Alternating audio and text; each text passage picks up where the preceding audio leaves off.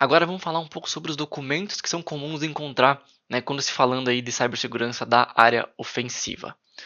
Então, o principal documento, de longe, vai ser o Regras de Engajamento, né, mais conhecido como Rules of Engagement, até é comum no Brasil a gente usar o termo em inglês, né, o chamado ROI, ou ROE. E esse documento ele determina várias coisas. A primeira coisa que ele faz é definir o escopo, então nessa regra de engajamento vai ter os ativos que podem ser testados e também os ativos que não devem ser testados, então o escopo pode ser tanto inclusivo, tanto exclusivo nesse sentido. As permissões, então as permissões também estão ligadas com técnicas proibidas, certo? Então, por exemplo, o atacante tem permissão de fazer um ataque de negação de serviço? Na maioria das vezes, isso é uma técnica proibida, uma permissão negada para o pentester ou para o red teamer. Então, é comum que a parte de negação de serviço seja excluída das permissões e dos ataques. Tá?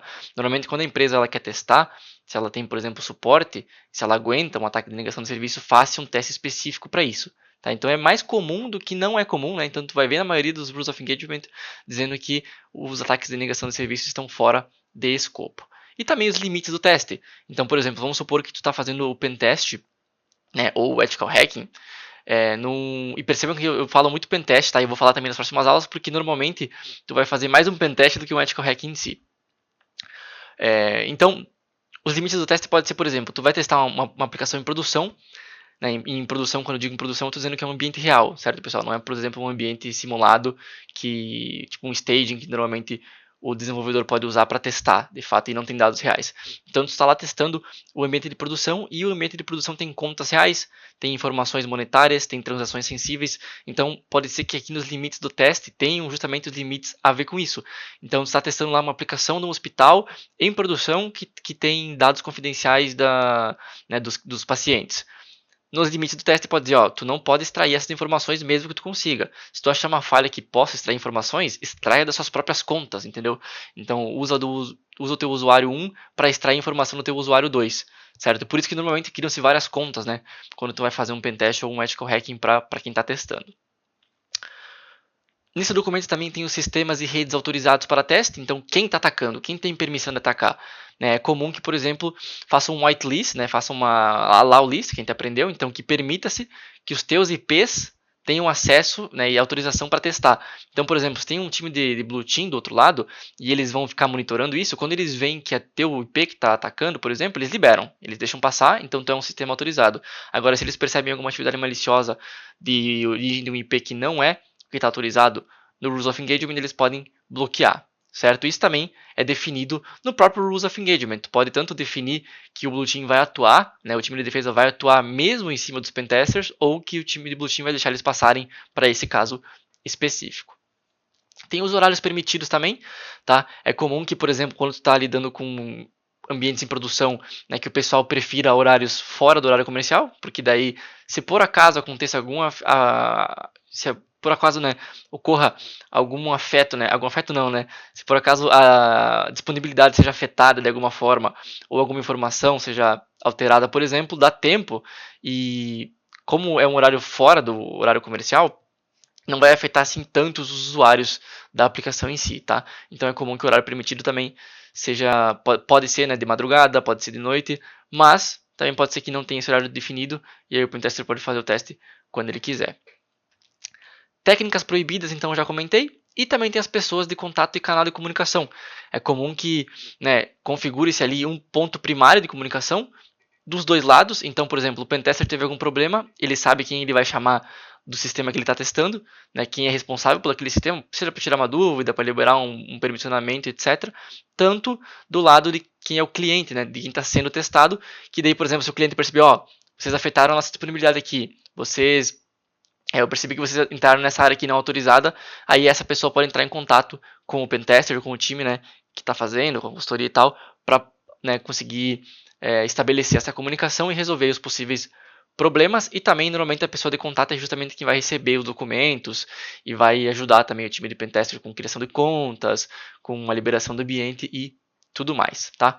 Então esse basicamente é o documento mais comum de todos, que é o Rules of Engagement, e ele tende a ser o mais completo também, porque a gente tem outros documentos que às vezes são menores, mas eles contêm algumas seções que também estão no Rules of Engagement. Por exemplo, O primeiro aqui é o acordo de confidencialidade.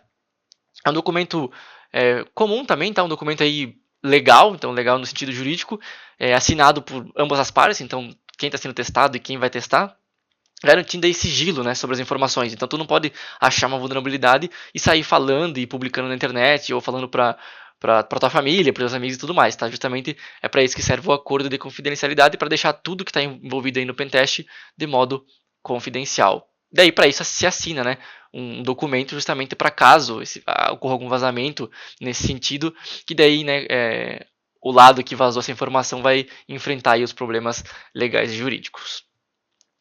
O escopo do teste, então, é basicamente o escopo, né? Então, a lista dos domínios que vão ser testados, a lista dos IPs, as aplicações, as APIs, o que vai ser testado ou não. Então, como eu falei, pode ser exclusivo também. Um plano de teste. O plano de teste ele estrutura aí a abordagem que vai ser utilizada no pentest, então a metodologia, se vai utilizar o ASP, as técnicas previstas, então né, se é um teste em network, tu vai falar testes específicos de rede, se é um teste em aplicação web, tu vai falar testes específicos de aplicação web, e também tu tem as ferramentas utilizadas. Então, por exemplo, tu vai fazer um pentest de web, tu vai citar lá o Burp, tu vai citar o Caído, que é uma alternativa do Burp, tu vai citar o Appalizer, que é uma extensão do browser que se utiliza em aplicações web. Tu vai fazer um pentest de web, tu vai citar o Nmap, de web não, de rede, tu vai citar um Nmap, tu vai citar um Ethercap, um Wireshark e assim por diante. Certo?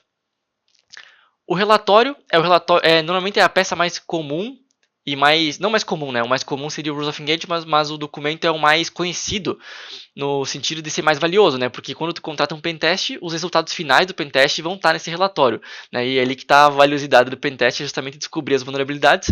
E no relatório tu contém as vulnerabilidades, tu contém um sumário executivo contando como é que o pentest foi. Normalmente esse sumário executivo ele tem termos menos técnicos para que tanto quem é técnico, tanto quem é tipo da comissão ou do board, né, mais a nível gerencial, consiga entender também o resultado do pentest.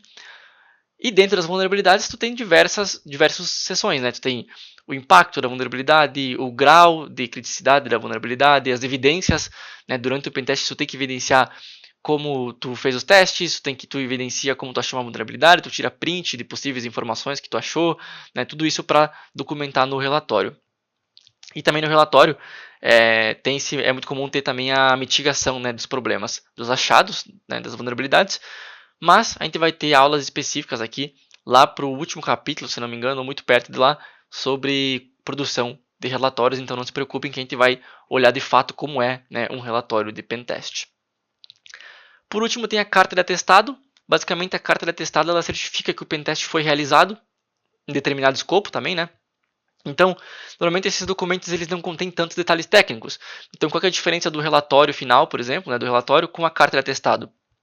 O relatório final, normalmente quem tem domínio, controle, né, e autorização para enxergar esse relatório é o pessoal da própria empresa que foi testada, certo? Porque tu vai ter lá detalhes técnicos das vulnerabilidades. Agora, a carta de atestado é muito comum que, por exemplo, o cliente receba e compartilhe com os clientes dele, que ele pode comprovar, né, e mostrar para esses clientes que ele fez um pentest na aplicação X, entendeu? Por exemplo, então tu é o Joãozinho. O Joãozinho está prestando pentest para a empresa X, só que a empresa X só está fazendo um pentest porque a empresa Y pediu. Né? Porque a empresa Y, por exemplo, é um banco, e daí para a empresa Y firmar negócio com a empresa X, eles pedem que a empresa X tenha um pentest. Tá? Então, por isso que a carta de atestado pode ser útil para a empresa X, depois que fez o pentest, mandar essa carta de atestado lá para a empresa Y e falar, ó, a gente fez um pentest nessas aplicações, então a gente está preparado, a gente está seguro, a gente corrigiu as vulnerabilidades que foram encontradas, então a gente já pode firmar negócio, e daí sim, né, o banco, como ele tem todo o compliance por trás, e é muito provável até a própria auditoria, né, cobra que os serviços que o banco usem, né, utilizem e façam uso de pentest, né, depois que isso foi comprovado, aí sim, né, a empresa Y firma negócio com a empresa X, certo? Então a carta de atestado acaba sendo muito útil nesses casos. Então, basicamente é isso, pessoal. Mas como eu comentei, né? Quando tu começar a trabalhar, tu vai perceber, né? E vai cada vez ter mais familiaridade com esses documentos. Mas o relatório final, a gente vai dar uma olhadinha lá no capítulo final. Então, sem mistério.